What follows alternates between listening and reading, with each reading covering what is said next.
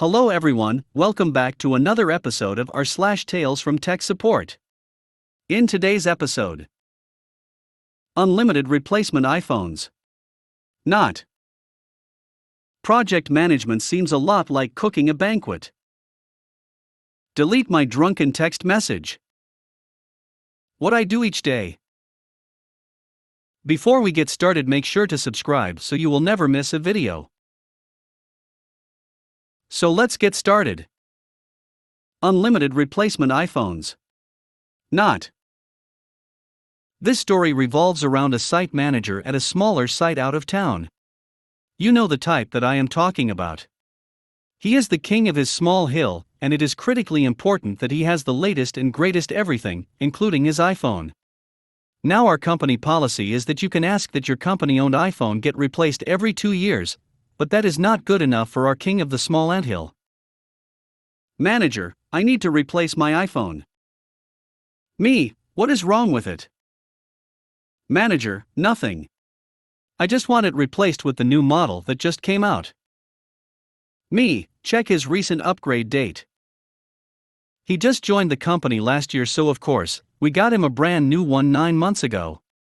I am sorry, we have issued you a new phone 9 months ago, and we only upgrade iPhones every 2 years.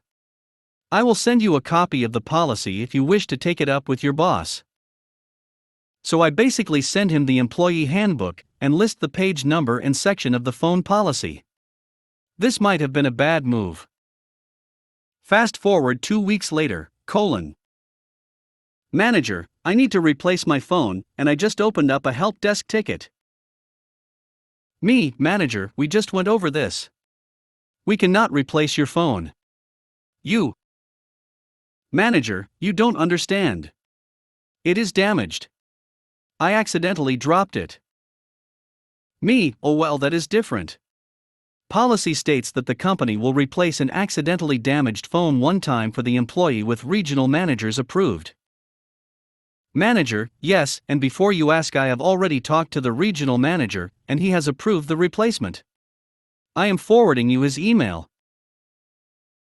Well, now that was odd of him to give me everything I need abiding by the very letter of the policy. Awfully suspicious. I document everything. We buy him the new iPhone model. Fast forward about 45 days, Manager, I need to replace my phone, and I just opened up a help desk ticket. Me, wait, what? You just got a new phone. Manager, yeah, I know. I was walking through the rain and ran through the rain coming off the building in buckets and got the phone wet. Hee hee, come to find out, for the second breakage of an iPhone the employee is required to 1. Pay for half of the iPhone replacement cost. That is like $500 out of his own pocket, and 2. Add insurance to their phone that they reimburse the company for every month. In the event of it happening a third time, there will at least be insurance on the phone to handle the issue. He hit the roof when corporate HR called him directly with the news and set up his paycheck withdrawal. That was about 2 years ago, and he has never broken one or asked for a replacement yet. Project management seems a lot like cooking a banquet. Good cooks believe in the concept of mice in place, having every ingredient and tool out and ready before you start cooking. That way you won't be caught burning your food while scrambling to find something that was missed. That concept also applies to other areas of expertise, such as today's story. Recently, I had to take over support of an application due to the regular support guy going on vacation. No big deal. I get a request from the application's development team asking me to provision database role X for them, which they need for testing. No problem. I gladly write up the request and send it on its merry way. It takes a day to process and provision. But throughout the day the dev team is hounding me asking for the status. Once I submit the thing, it's out of my hands, so I don't have much to tell them. The next day I get invited to a meeting including the project manager, who goes into a big wasteful lecture on how they are now a day behind and why is this late and what can we do to prevent further delays. Securing this database role is something the project manager could have had taken care of weeks ago, but due to lack of foresight is suddenly needed immediately. The old saying about lack of planning and emergencies pops into my head as I helpfully suggest that they get me a list of everything that they need set up so I can send all the requests in one batch. The PM then says I don't have the details, ask the dev team. The dev team says database role X was all they needed. Meeting adjourns. I go about my day. So now the dev team has their shiny new database role X and are testing out their code. But there's a problem, their stuff is failing. After they spend some time figuring out why, the dev team comes back to me and says they also need me to request database roles Y and Z as soon as possible. And what's the status of the request now? How about now? Are we there yet? Yo, project manager. I found your problem. You and your dev team ain't got your mice in place. Delete my drunken text message. About 4 years ago, I worked in tech support for an ISP covering internet, TV, and landline. One day, I received a cold, unintroduced, transferred call from the cellular/mobile tech support. Normally, this involves customers who had problems with both their mobile phones and their internet/TV/landline. But the customers are supposed to be transferred with the previous colleague still on the line to first explain the problem to us so that the customer did not have to explain the same problem twice.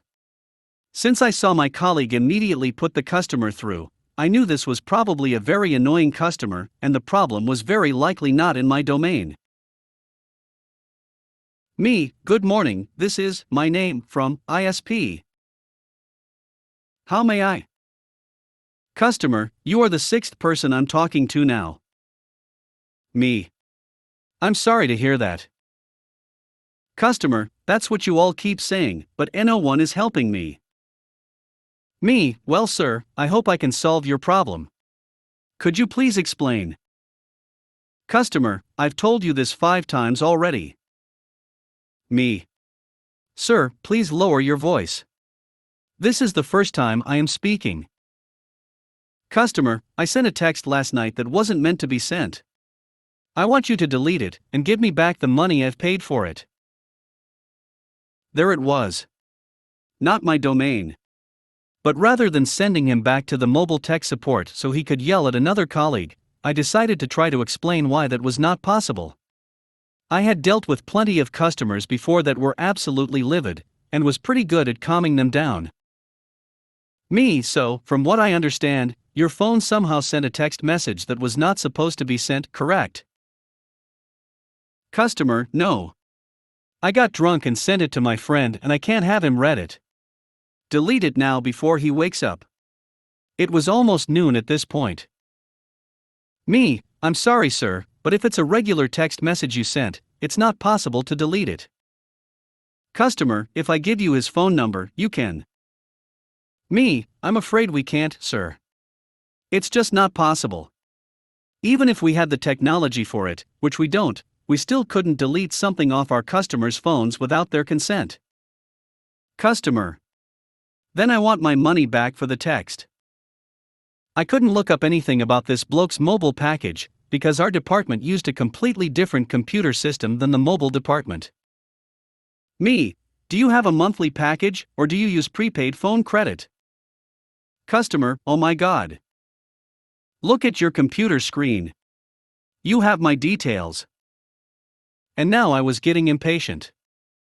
Me, actually, I'm from the landline tech support. I can't look up the details from your customer, landline? Have you been listening at all? I sent a text message on my mobile phone. Me, fed up now, sir. Please stop yelling, or I will terminate the call. Customer, that's all you people know how to do. You keep hanging up without helping me. Gee, I wondered why. Me, I'm sorry sir, but if you can't talk to us normally, we can't have a conversation with you and thus cannot help you. Customer, just give me someone who can actually do something. Me, like I said, we can't delete your customer, give me my goddamn money back. Me, while the customer keeps yelling and starts cursing, alright, I'm terminating the call. Bye. I hung up and had to take a few minutes to compose myself. FYI, a text message on prepaid credit was 8 cents at the time. What I do each day. There's a tale at the end of this. A tale of how I stood up to a workplace manager bully and very nearly did something I'd regret to him involving a cattle prod or a high window. My typical workday is below. 7:45 workday starts. I check the overnight data and my emails. 8 o'clock I have a coffee handed to me by my tech. 8:30 all the team are now in and the morning huddle begins. So far, this is my daily schedule. The priority list on the whiteboard behind me outlines what the team is working on and where the business priorities are. Financial reporting is a high priority, the manufacturing system is top priority. 8:45 I'm updating software to report on product quantities made by type in a given week. I am so close to the correct, visually inspected answer that it's annoying. For example, I should have 110 and 25 for two similar products, but my data shows 105 and 30. 10 o'clock it's my turn to make the coffee. 10:05 Tech 2 asks for my assistance fixing the printer in sales. 10:30 back to the report. 11 o'clock new trainee needs assistance. 11:10 more report. 12:30 lunch. As a former government employee, lunch is closely guarded and I never work during lunch. 12:45 call from manager. I ignore it. 12:50 manager visits office. My screens are locked and I am eating. He starts to ask me work stuff, but I tell him that I'm on lunch and that he can call me after 1:30. It's now 2 p.m. and said manager walks into the IT office, then into my office and slams the door shut. A photograph falls off the wall. Manager, I sent you an email this morning. I need it sorting this afternoon. Me, you sent me the signed acceptance forms for 2 user accounts. You do realize that these take at least a week through our third party who manage the infrastructure. Manager, not good enough. I sent the original request over a month ago. They've not been able to log on since then. I want them logged in by the end of the day. Me, that's not the way it works. The same day the request arrived, I sent you the relevant forms. I got them back this morning. Manager, but it's highly urgent that they have these accounts now. It's not like you do anything else up here. Right. Insult me personally, and I'll just be as nice as pie. Tell me that I sit around drinking coffee and waiting for something to break, and you've now got on the wrong side of me. Me, they've been in position now for 7 months without a login. You have policies for IT outages that apply in this situation, and because you've taken a month to get me the basic information, it didn't appear to be a priority to you. Manager, well, it is now. Me, a lack of planning on your part does not constitute an emergency on mine.